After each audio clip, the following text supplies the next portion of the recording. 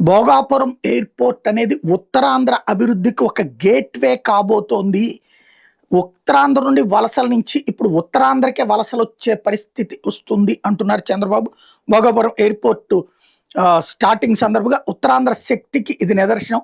Airport భూములు ఇచ్చిన రైతులకు పాదాభివందనం. ఉత్తరాంధ్ర వాసి జీఎంఆర్ఏ ఎయిర్‌పోర్ట్ నిర్మించారు. తొలి అడుగు వేసిన అశోక్ గజపతిరాజు నిర్మాణం పూర్తి చేసే బాధ్యత తీసుకున్న రామ్మోహన్ ఇక్కడోళ్లే.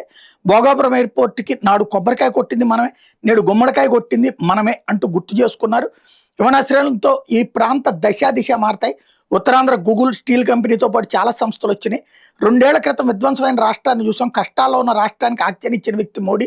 పోలవరం రైల్వే జోన్, విశాఖ ఉక్కును కాపాడిన వ్యక్తి మోడీ. ప్రధాని సహకారంతో ఉత్తరాంధ్రలో 189 ప్రాజెక్టులకు పెట్టుబడులు రాబోతున్నాయి. 2784 కోట్లతో 8 ప్రధాన సాగునీటి ప్రాజెక్టులు పూర్తి చేశాం. రాజధాని అమరావతికి నిధులు ఇచ్చి అండగా నిలబడ్డారు. 2028 నాటికి అమరావతి మొదటి దశ పనులన్నీ పూర్తి చేసి ప్రధాని చేతుల మీదుగా ప్రారంభిస్తాం.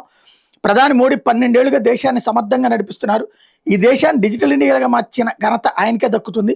పరిపాలనలో అవినీతి ఆరోపణలు లేకుండా ముందుకెళ్తున్నారు. రోడ్లు, రైల్వేలు, విమానాశ్రయాలు నిర్మిస్తున్నారు. సౌరశక్తి, గ్రీన్ హైడ్రోజన్ ద్వారా కాలుష్యం తగ్గిస్తున్నారు. దేశంలో తీవ్రవాద, నక్సలిజం లేకుండా అరికట్టారు. ప్రధాని మోడీ నాయకత్వంలో దేశం సుభిక్షంగా ఉంటుంది.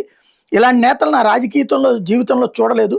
ప్రతి విషయంలో నేషన్ ఫస్ట్ అనే ప్రధానిని తొలిసారి చూస్తున్నా.